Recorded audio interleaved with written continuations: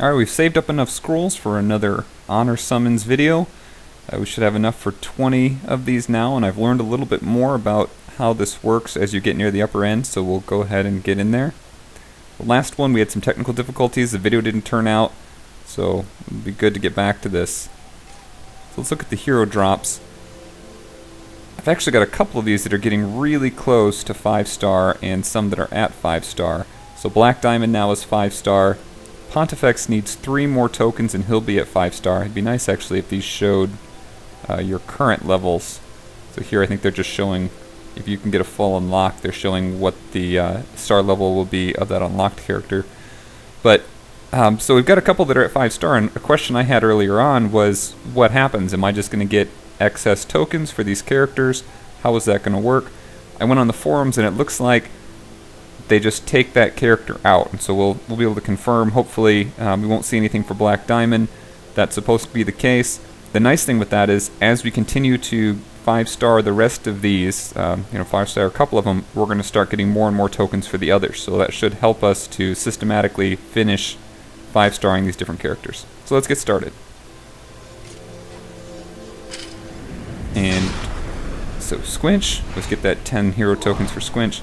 We're hoping for those that would have unlocked him. That's kind of what that means when we get those letters up there, as opposed to a chest or something. So that's going to be one of the top things we're looking for, and then also if we can get any Celestial Evos, that would be great too. Chief NubNub's working his way up to 5-star. I've mentioned many times, use him a lot, especially in campaign mode. He really helps out. That heal over time is so powerful. Let's get some more of these going. Tharand's getting really close. So we've got him up to 4-star now, and for a character I hadn't been using much in the past, it's great to have him at 4-star, and so I did recently level him up for this last event. At the time of this video, there's about 2 hours left in the Blistering Summit event. It's the Lady Nimriel event. So I needed a good water team, so I leveled him up. Nice. So this is a Valkyrie Evo. Wish they weren't cutting off the top like that, but this is one I've been working on for a while trying to get those, so I'm familiar with that one. And we'll take any Celestial Evos we can get. In some ways those are even more valuable than the tokens. Tokens you can farm up over time. You can do that for Celestial Evos as well. It just can be really frustrating. You're not working towards it. It's just kind of a hit or miss thing.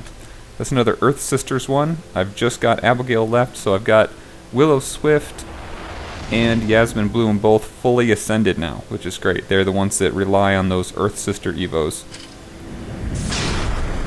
So I've got Abigail as the last one on those. Awesome. So those are the last 3 hero tokens that I needed, and I'll be interested to see how the dungeon reward goes. If I continue to get those, or if that changes. That would be... I don't really expect it to, but it would be great if that changes to a different character, and I'll be able to report back on that. This is a good one too. I think that might be Moonlight or Moonshine, something like that. There's a few of the different beast type characters that require that Celestial Evo. Now, especially since I'm at an upper level and have quite a few friends in my kind of friend pool that are using the heroes regularly, I am bringing in scrolls pretty quickly. Between that and continually running those dungeons. Nice, another 15 for Tharand. Again, not too much more, and he'll be going all the way up there to that 5-star level.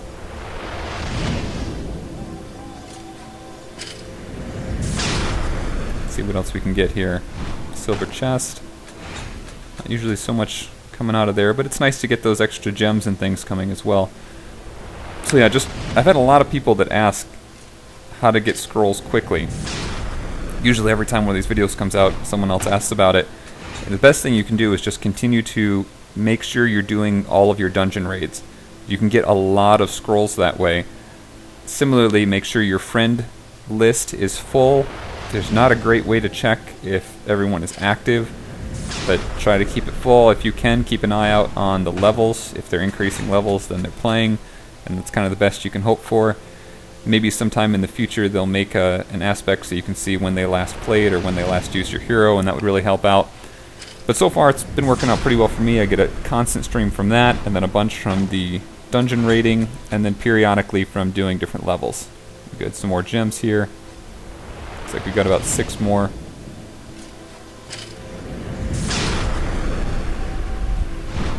Gotten a good chunk for Tharand and some nice Celestials so far.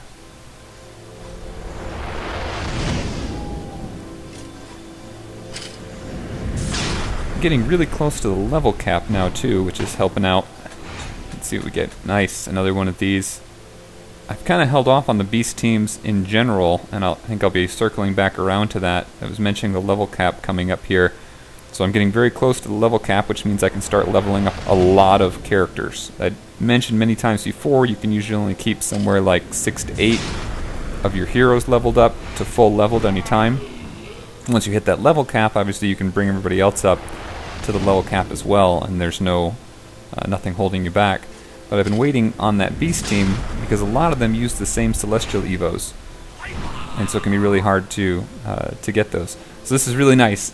Samurai Takumi, this was another one that I was hoping I could start using on my water team.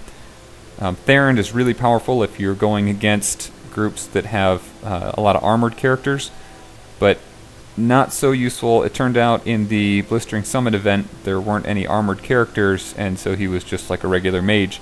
It would have been nice to swap him out with Samurai Takumi. So great to see and now have him at the 4-star level. He should be a powerful and hardy character there. Let's see what we get for our last one. Nuts, ending on a silver chest. Nothing good comes from those except for this. This is a good silver chest. I'm actually running low on these Monarch, on these Dark Monarch Evos. So I spoke a little too soon. I'm looking forward to those. I did have a couple other things that I thought I'd go over since I missed out on that last video. Even before that Valkyrie Evo that I just had, that I got recently, I had just finished up getting another one and getting to the point where I could get Archangel Emily ascended. So I have enough now, and I can get this next skill, this cleanse. So this is going to be heal. I would assume this is probably a fairly strong heal. Yasmin's got a couple different heals. Her second ascension, or her first ascension I should say, her second skill has a pretty good heal, and then her third one that does that shield, it's got a pretty weak heal, but at least there's a little bit there. I'm guessing this will be a pretty good one. I'll have some trying it out here pretty soon. And I've started using Archangel Emily in my PvP teams periodically. That's really helped out. I mentioned in the last PvP video some of the strategy that you can use with her. I guess it was actually in her character bio. So if you didn't see anything about it, go back to the character bio. She can be very powerful, especially when teamed up with Tsumi. So I'm going to go ahead and ascend this now. Awesome, get that next one. I talked a little bit in her character bio about these next skills. Let's take a look at this. So it's not actually going to tell us how this upgrades, the heal amount, but I'm sure that as you're increasing that, it's going to up it a little bit. And this last one is that physical attack. So here's just a little preview and removing one buff. There's a couple, I think Bovus El Doro has an attack that's kind of like this. It's a purging attack where he takes off a buff as well. So nice to get her up to that next level, especially if I'm trying to time out using, probably when you're using that strategy with Tsumi, you've got to kind of time out when he's either taking a lot of damage or revive him at the right time. So it'll be nice to have that extra heal in there to keep players going. So that is it there. That's all I wanted to go over. I do have Pontifex. I guess I can bring him up to that next level as well. He was already a pretty hardy character. He's at level 50 right now, and he's got just about 3,000 health. Let's do his upgrade. One excess token here. And yep, he had that approximately 10% increase we've talked about. Every time you go up a star level, it's about a 10%, just a hair over that usually. So he gets, again, more health here, and this would be a great combination with an undead team. So he doesn't start off undead, but he does have a buff to the undead. He does a buff to their attack and defense. and you get a huge buff to health if you work with Lord Zom. You compare those two together. So if Pontifex gets taken out, if he does his first skills, eventually gets taken out, he's reincarnated, he'll come back as an undead character, and then presumably he would have both his buff to the attack and defense, but also a big health buff if you've got Lord Zom on your team. So I'm looking forward to trying that out and seeing how it works together, along with a couple other undead characters. That's it for this. I hope that was helpful and you enjoyed the video. We'll see everyone soon. Thanks for watching.